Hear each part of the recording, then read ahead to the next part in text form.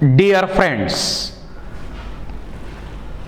the next article is mechanism of digestion in stomach. या stomach मध्ये डायजेशनची कोणकोणती process होते आणि ती कशी होते.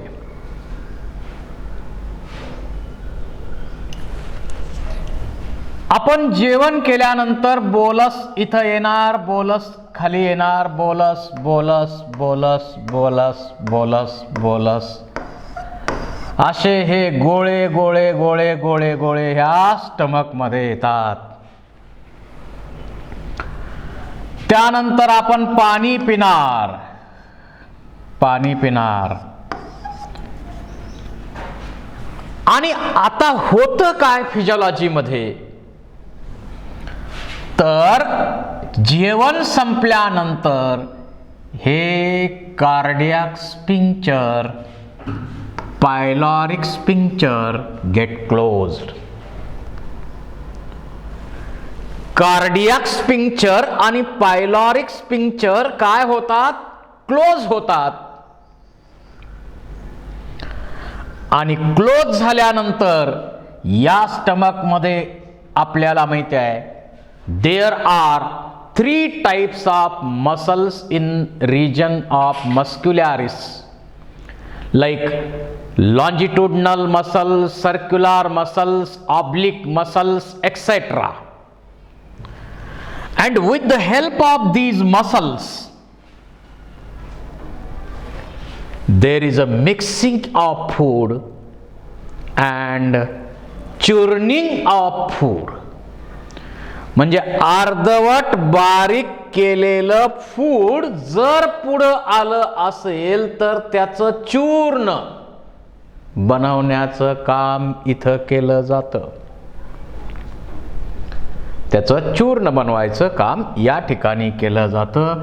So churning of food, that is mechanical digestion takes place in stomach. Stomach मध्ये मेकॅनिकल डायजेशन मध्ये हे केलं जातंय.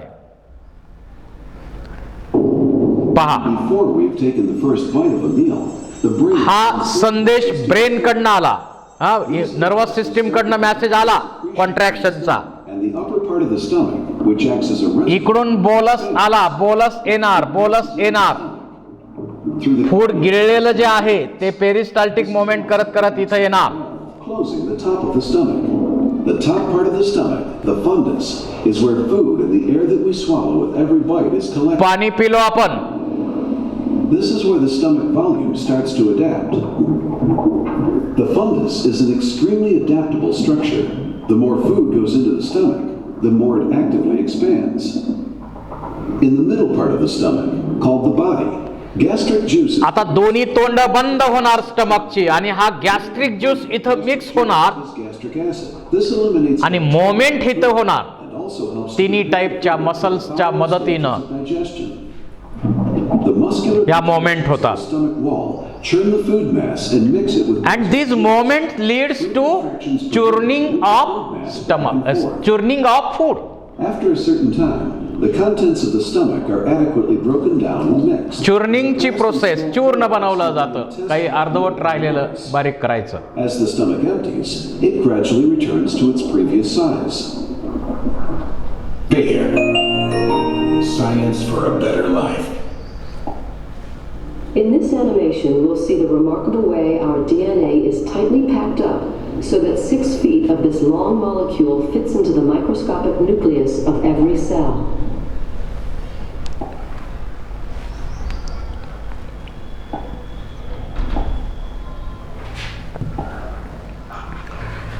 आता बघा इथं काय झालं, इसोफेगस कडून हे फूड आलेलं आहे स्टमक मध्ये.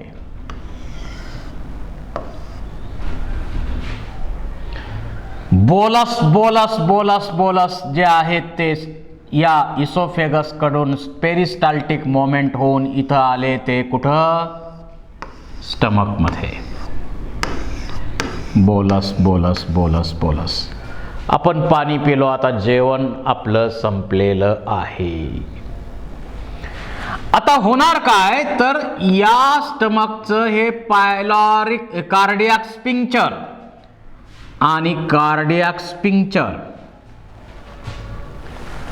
या सर्क्युलर मसल्स आहेत, त्या मसल बंद होतात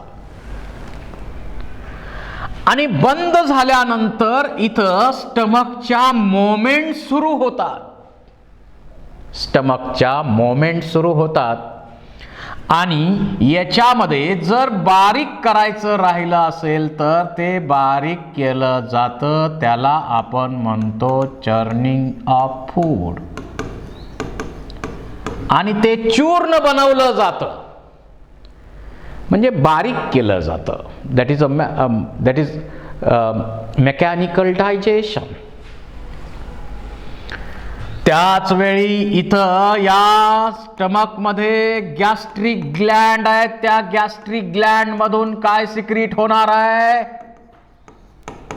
गॅस्ट्रिक ज्यूस या ठिकाणी सिक्रीट होतो. काय आहे या गॅस्ट्रिक ज्यूस मध्ये? या गॅस्ट्रिक ज्यूस मध्ये हायड्रोक्लोरिक ऍसिड हे महत्वाचं ऍसिड त्यामध्ये आहे. ज्या ऑक्सिंटिक सेल्स आहेत त्या गॅस्ट्रिक ग्लँड मधल्या, त्या हायड्रोक्लोरिक ऍसिड तयार करतात. हे अतिशय स्ट्रॉंग असतं. त्याचा pH 1.8 एवढा आहे. तर त्यामुळं काय होतं? स्ट्रॉंग pH आहे याचा, हायली ऍसिडिक नेचर आहे आणि यामुळं HCl सिक्रेट झाल्यामुळं जे फूड मध्ये मायक्रो ऑर्गॅनिझम असतील त्या मायक्रोबला किल करण्याचं काम करतं. So it kills, HCl kills the microbes present in food. त्यानंतर याचं दुसरं काम आहे, इट क्रिएट्स ऍसिडिक मीडियम. या फूडला ऍसिडिक मीडियम पाहिजे या ठिकाणी, कारण इथल्या रिॲक्शन ऍसिडिक मीडियम मध्ये होतात. ते ऍसिडिक मीडियम क्रिएट करण्याचं काम HCl करतं. त्याचबरोबर फेरिक टू फेरस हे कन्व्हर्जन आयरनचं इथं केलं जातं. आणि जे एन्झाईम या ठिकाणी आहेत गॅस्ट्रिक ज्यूस मध्ये, जे एन्झाईम आहेत, जसं या ठिकाणी पेप्सिनोजेन,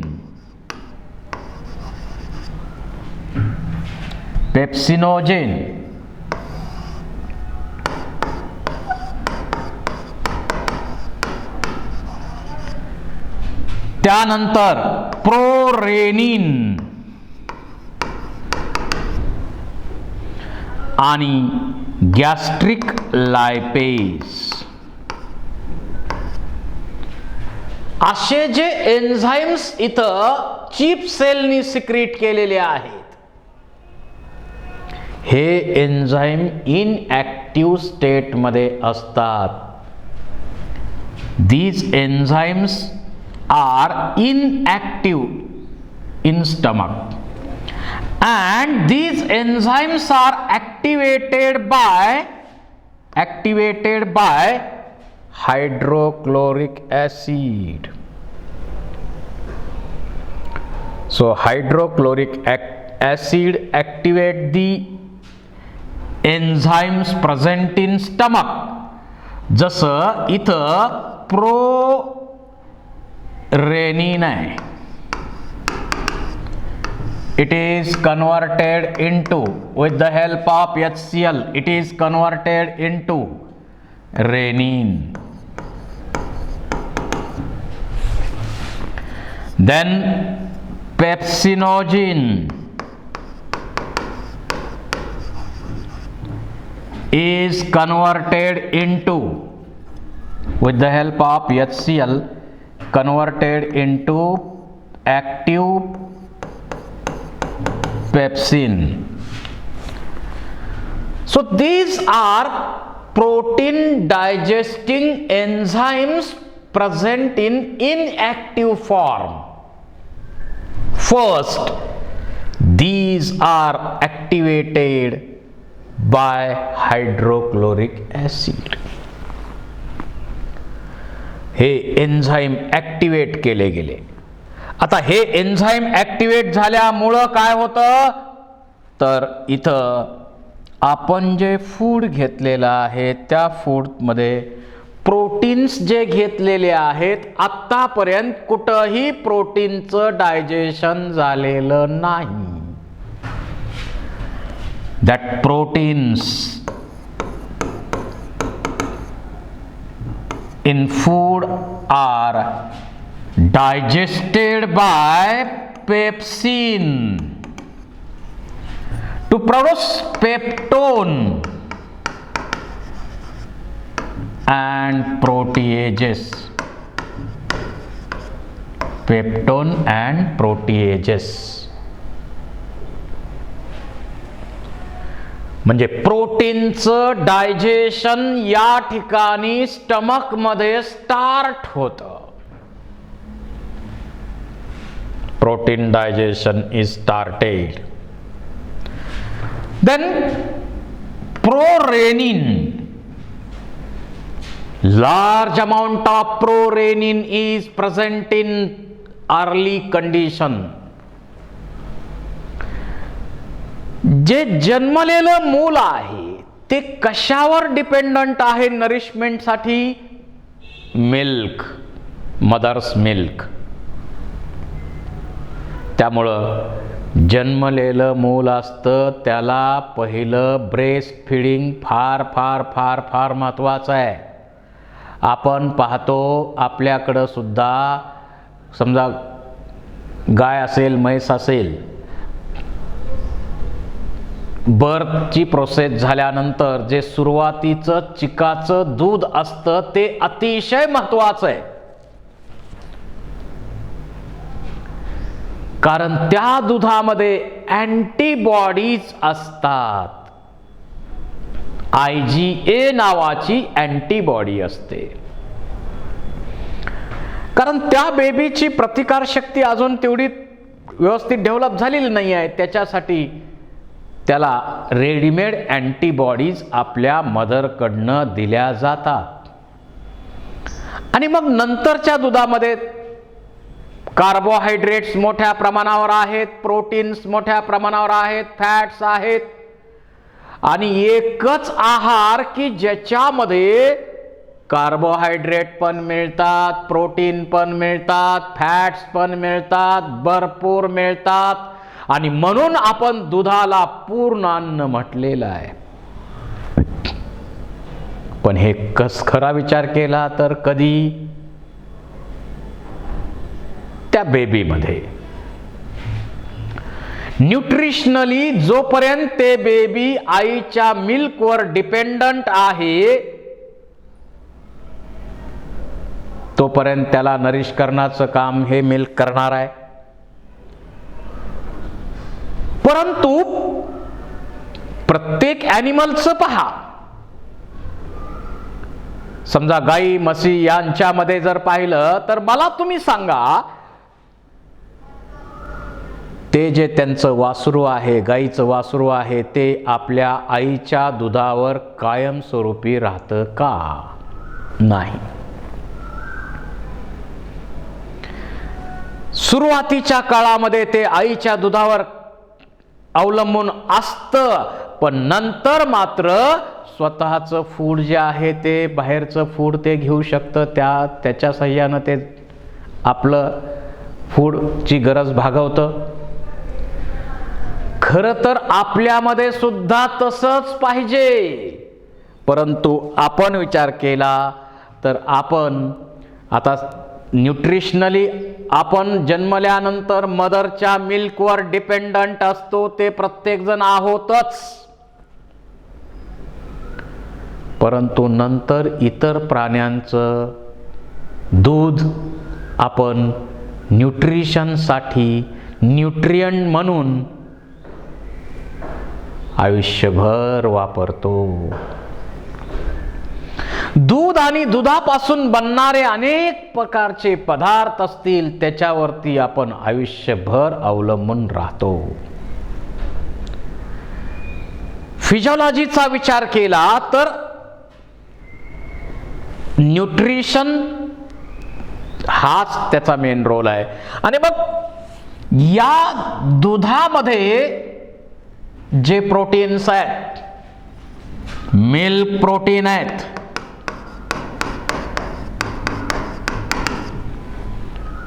या मिल्क प्रोटीन केसिन नावाचं मिल्क प्रोटीन आहे.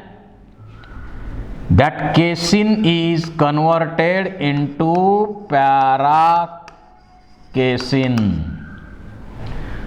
That is called as curdling of milk, and who is responsible for that? Renin is responsible for curdling of milk. म्हणजे दुधामध्ये जे प्रोटीन्स आहेत त्या प्रोटीनचं डायजेशन कुठं स्टार्ट होतं तर स्टमकमध्ये ते स्टार्ट होतं. स्टमकमध्ये ते स्टार्ट होतं आणि कर्डलिंग ऑफ मिल्क थोडंसं दह्यासारखं त्याचं रूपांतर केलं जातं. अशा प्रकारे आणि लायपेज फार कमी प्रमाणात ते ॲक्टिव्ह आहे. लायपेज कुठं जरी असलं तरी त्याचं काम आहे फॅट्स डायजेस्ट करणं, पण इथं ते काम कमी प्रमाणात केलं जातं. तर हायड्रोक्लोरिक ॲसिडनं काय केलं, मायक्रो ऑर्गॅनिझम किल केले, ॲसिडिक मीडियम क्रिएट केलं आणि हे एन्झाईम ॲक्टिवेट केले की ज्या एन्झाईमनी काय केलं, प्रोटीनचं डायजेशन सुरू केलं. कंप्लीट नाही आहे, कंप्लीट पुढं होणार आहे. So protein digestion is started in MCQ can ask in stomach. अशा प्रकारे स्टमकचं काम केलं जातं. आता या स्टमकमध्ये जर आपण पाहिलं हे सगळं इथं स्टमकमध्ये केलंय. आता हे काम केल्यानंतर हे हायड्रोक्लोरिक ॲसिड स्वस्थ बसणार आहे का? नाही. ते स्टमकला पण प्रॉब्लेम करू शकतं आणि स्टमकच्या वॉलला ॲसिडनं काही प्रॉब्लेम करू नये म्हणून या स्टमकच्या वॉलला प्रोटेक्ट करण्यासाठी काय आहे तर म्युसिन, म्युकस तयार होतो आणि म्युकसचं कोटिंग इथं असल्यामुळं या स्टमकच्या वॉलला प्रोटेक्शन मिळतं हायड्रोक्लोरिक ॲसिड पासून. नाहीतर जे HClचं प्रमाण कसं आहे, थोडं सिक्रिशन कंटिन्यू राहतंच. फूड आपण घेतल्यानंतर जेवढं HCl पाहिजे तेवढंच सिक्रेट झालं तर डायजेशनमध्ये काहीही प्रॉब्लेम येत नाही. परंतु आत्ताची आहार घेण्याची पद्धत, लाईफस्टाईल यामुळं काय होऊ लागलंय, हायड्रोक्लोरिक ॲसिडचं सिक्रिशन जास्त होऊ लागलं. आणि मग हायड्रोक्लोरिक ॲसिडचं सिक्रिशन जर जास्त होऊ लागलं तर आपल्याला इथं जळजळ झाल्यासारखी वाटते. तर त्यावेळी आपलं ॲसिड लेवल वाढलेली आहे, ॲसिडिटी झाली आपण म्हणतो, हायपर ॲसिडिटी असं आपण त्याला म्हणतो. आजच्या काळामध्ये मोठी समस्या आहे हायपर ॲसिडिटी. मग आपण काय ऑन ॲसिडिटी गॉन, जेलुसिल घ्या, ॲसिडिटी घालवा, डायजिन घ्या, ॲसिडिटी घालवा, असे जे पर्याय करतो, तर ते युनो असो किंवा डायजिन असो, जेलुसिल असो, काय वाढले आपल्यामध्ये? काय वाढलंय आपल्यामध्ये? ॲसिड वाढलंय. मग त्या ॲसिडचा इफेक्ट जर कमी करायचा असेल तर आपण काय करणार आहे? त्याच्या वेळेस बेस ॲड करणार आपण. मग युनोमध्ये असो किंवा जेलुसिल असो किंवा आणखी कोणतंही याच्यातलं मेडिसिन असो, ते ॲसिडिटी कमी करण्यासाठी, म्हणजे जे ॲसिड आहे ते न्यूट्रलाइज करण्यासाठी आपण बेस वापरतो. याच्या पलीकडं त्याला काही दुसरं नाही आहे. हां, कुठलंही त्याच्यामध्ये मेडिसिन असो, त्याचं काम तसं आहे. पण हे ॲसिड जर असं सिक्रेट होत राहिलं तर मोठी समस्या निर्माण होऊ शकते. आणि ती समस्या म्हणजे त्या स्टमकच्या वॉलला डॅमेज करायचं काम हे ॲसिड करतं. आणि स्टमकच्या वॉलला डॅमेज केलं तर त्याच्यामुळं काय होतंय? स्टमक अल्सर होतात, आपल्या स्टमकमध्ये जखमा होतात, त्याला आपण म्हणतो स्टमक अल्सर. सतत ॲसिड सिक्रेट होत राहिलं, जास्त तयार होत राहिलं, जास्त तयार होत राहिलं, जास्त तयार होत राहिलं, तर त्यामुळं होणारी समस्या जी आहे त्याला गॅस्ट्रायसिस आपण म्हणतो. आणि आत्ता मेडिसिन आपल्याकडं भरपूर त्याच्यासाठी उपलब्ध आहेत. तुम्ही कुठल्याही आजाराची औषधं घेतली तर त्या औषधांबरोबर पित्त वाढू नये याच्यासाठी एक गोळी कुठली तरी दिली जातेच. कारण या मेडिसिनमुळं, बहुतांशी मेडिसिनमुळं आपल्याला ॲसिडिटी वाढण्याचा प्रॉब्लेम होऊ शकतो आणि त्यासाठी आपल्याला पित्ताची गोळी एक दिली जाते. आपल्याला हे माहीत आहे, पित्त वाढू नये. तर या स्टमकमध्ये काय झालंय? इथं कार्बोहायड्रेटचं डायजेशन झालं नाही, उलट वरती सलायवरी अमायलेजनं डायजेशन कार्बोहायड्रेटचं केलंय ना, इथं आलं की त्या सलायवरी अमायलेजचं काम सुद्धा थांबवलं जातं. Neutralize the effect of salivary amylase. आणि इथं मेनली प्रोटीन डायजेशन स्टार्ट होतं. सर्व डायजेशनच्या ॲक्टिव्हिटीचा शेवट कुठं होणार आहे? शेवट एकाच ठिकाणी होणार आहे, स्मॉल इंटेस्टाईन. सुरुवात वेगवेगळ्या ठिकाणी आहे. तर स्टमकमध्ये काय काय केलं? एकतर अर्धवट बारीक केलेलं फूड बारीक केलं, चूर्ण बनवलं.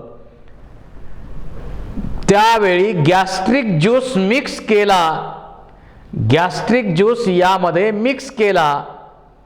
आणि गॅस्ट्रिक ज्यूसमध्ये काय काय आहे? तर म्युकस आहे, त्यानं स्टमकच्या वॉलला प्रोटेक्शन दिलेलं आहे. हायड्रोक्लोरिक ॲसिड यामध्ये आहे, ॲसिडिक मीडियम क्रिएट केलं. मायक्रो ऑर्गॅनिझम जे फूडमध्ये आलेले असतील तर ते किल केले पाहिजेत ना, तर हे मायक्रो ऑर्गॅनिझम किल करण्याचं काम सुद्धा यामध्ये केलं जातं. आणि जे एन्झाईम प्रोटीन डायजेशन करतात ते एन्झाईम कसे आहेत? इनॲक्टिव्ह आहेत. आणि त्या एन्झाईमला ॲक्टिवेट करण्याचं काम सुद्धा या ठिकाणी केलं जातं. इनॲक्टिवेट जे एन्झाईम्स आहेत, जसं पेप्सिनोजिन, त्याचं कन्व्हर्जन ॲक्टिव्ह पेप्सिनमध्ये, प्रोरेनिन त्याचं कन्व्हर्जन रेनिनमध्ये, हे काम इथं केलं जातं. आणि मग स्टमकमध्ये हे फूड जे घेतलं आहे ते बारीक बारीक बारीक बारीक केलं. इथं मेकॅनिकल डायजेशन पण झालं, थोड्याफार प्रमाणात केमिकल डायजेशन पण झालं. केमिकल डायजेशन पण थोड्या प्रमाणात इथं झालं आणि या स्टमकमध्ये जे फूड आता बारीक बारीक केलं आहे, हे मोठे मोठे गोळे होते हां, आता हे बारीक बारीक बारीक बारीक बारीक बारीक बारीक बारीक केलं आहे. प्रोटीन पण थोड्याफार प्रमाणात इथं डायजेशन स्टार्ट झालं आहे आणि असं जे फूड आता पुढं जाणार आहे त्या फूडला आपण म्हणतो चाईम. त्या फूडला काय म्हणायचं? चाईम. आता स्टमकमध्ये 4 ते 5 तास फूड राहत असतं, परंतु कशावर डिपेंडंट आहे ते? आपण कोणत्या टाईपचा डाएट घेतो यावर डिपेंडंट आहे. समजा तुम्ही हलका आहार घेतला, म्हणजे समजा आपण बघा आजारातून थोडं बरं वाटायला लागल्यावर किंवा आजारी असताना आपल्याला थोडासा राईस खायला देतात. का? तर फक्त कार्बोहायड्रेट मोठ्या प्रमाणावर आहेत आणि असे कार्बोहायड्रेट जर स्टमकमध्ये गेले तर 2 तासात त्याच्यावर सगळं काय प्रोसेसिंग करायचं ते करून फूड पुढं ढकललं जातं. So they are easy for digestion.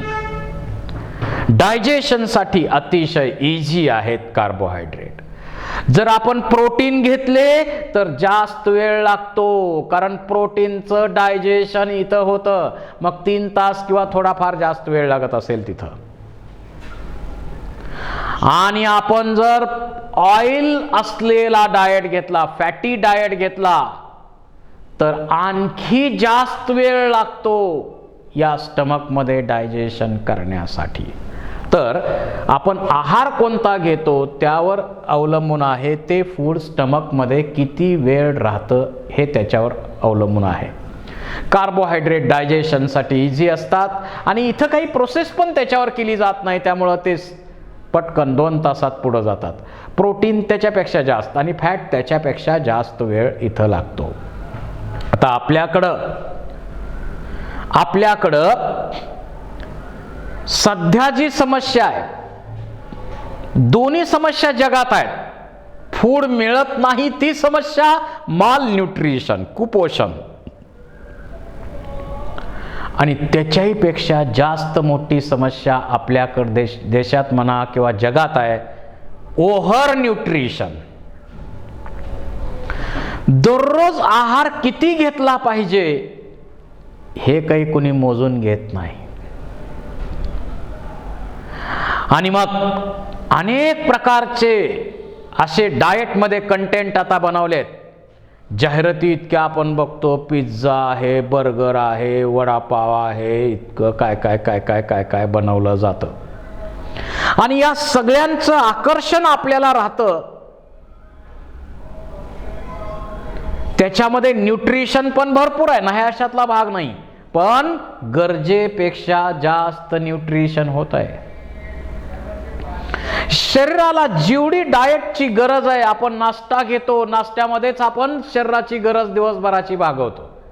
मग जेवणामध्ये बराचसा आहार जो आहे तो काय राहिला? एक्सेस झाला, एक्सेस होत आहे आणि एक्सेसमुळं शरीर मोठं होत जातं. ओबेसिटी सारखा प्रॉब्लेम होतो आणि मग ओबेसिटी सारखा प्रॉब्लेम झाला की पुढं आपण अनेक पर्याय करत राहतो. मग वेगवेगळे जाहिराती असतात, कोण म्हणतं हे करा, ओबेसिटी कमी करा, ते करा, ओबेसिटी. प्रत्येकाचे पर्याय वेगवेगळे आहेत, प्रत्येकाचे ऑप्शन त्याच्यामध्ये वेगळे आहेत. त्यातला एक ऑप्शन या स्टमकचा काही भाग, या स्टमकचा काही भाग ब्लॉक केला जातो. म्हणजे थोडक्यात जेवढं स्टमक आहे तेवढं ठेवायचं का? नाही, त्यातला काही भाग ब्लॉक करायचा. म्हणजे कशासाठी?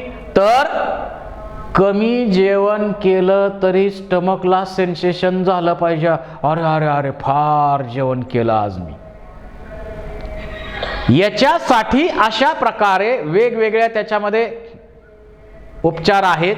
पण त्यातला स्टमकशी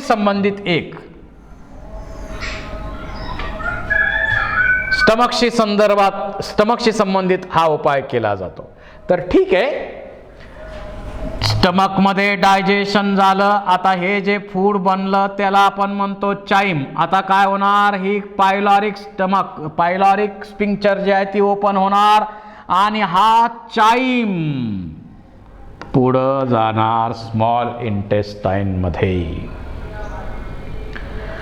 आता पुढं डायजेशनची प्रोसेस कोणती आहे, तर पुढं डायजेशनची प्रोसेस आपल्याला स्टडी करायची आहे, डायजेशन इन स्मॉल इंटेस्टाईन. आणि इथंच मेजर डायजेशन होतं, कंप्लीट होतं, ॲब्सॉर्प्शन इथंच होतं. तेही आपल्याला यानंतरच्या लेक्चरमध्ये स्टडी करायचं आहे.